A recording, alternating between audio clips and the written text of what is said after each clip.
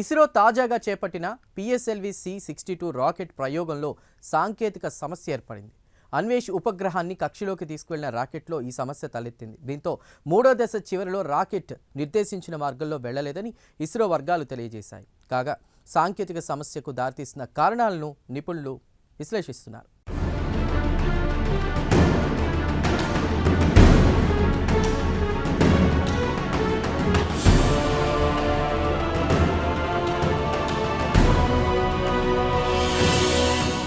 అన్వేష్ ఇదొక ఉపగ్రహం.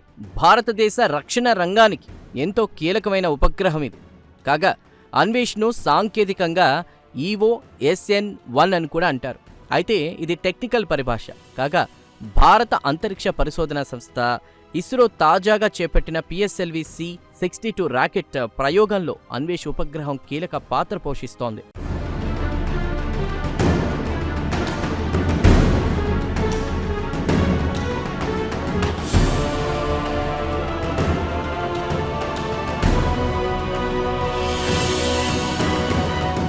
కాగా శ్రీహరికోటలోని సతీష్ ధావన్ స్పేస్ సెంటర్ నుంచి ఈ నెల 12 ఉదయం దాదాపు 10:30 సమయంలో పిఎస్ఎల్వి C-62 రాకెట్ ఆకాశంలోకి దూసుకెళ్లింది. అయితే అన్వేష్ ఉపగ్రహాన్ని కక్షలోకి మోసుకెళ్లిన రాకెట్లో అకస్మాత్తుగా సాంకేతిక సమస్య తలెత్తింది.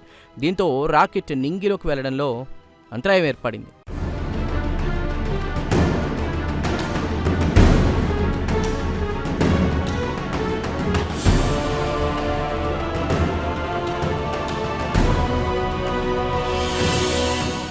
వాస్తవానికి ఇస్రో తాజాగా చేపట్టిన పిఎస్ఎల్వి C-62 రాకెట్ ప్రయోగంలో 4 దశలుంటాయి. అయితే మూడో దశ చివరలో సాంకేతిక సమస్య ఏర్పడింది. దీంతో సదరు రాకెట్ నిర్దేశించిన మార్గంలో వెళ్లలేదు.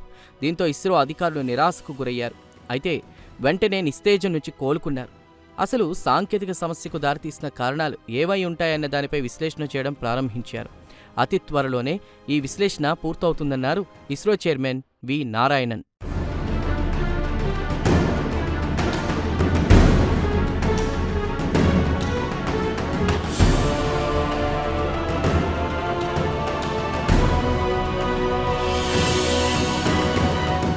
కాగా పిఎస్ఎల్వి C-62 రాకెట్లో ఒక్క అన్వేష్ ఉపగ్రహమే లేదు.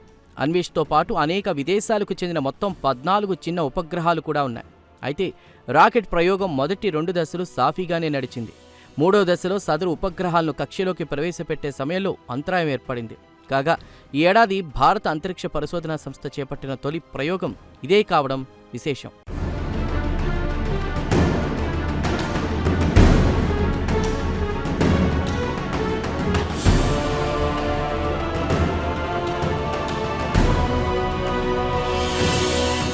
కాగా పిఎస్ఎల్వి C-62 రాకెట్ ప్రయోగం పూర్తిగా ఒక వాణిజ్య mission. New Space India Limited చేపట్టిన 9వ పూర్తిస్థాయి వాణిజ్య మిషన్ ఇది. కాగా ఇందులో అన్వేష్ ఉపగ్రహం కీలక పాత్ర పోషిస్తుంది. రక్షణ రంగం అవసరాలు, పరిశోధన, అభివృద్ధి కోసం ప్రత్యేకంగా అన్వేష్ ఉపగ్రహాన్ని రూపొందించారు. ప్రధానంగా సరిహద్దుల్లో నిఘాకు, వ్యవసాయం, ప్రకృతి విపత్తుల విషయంలో దేశానికి అన్వేష్ ఉపగ్రహం అనేక విధాలుగా ఉపయోగపడుతుంది.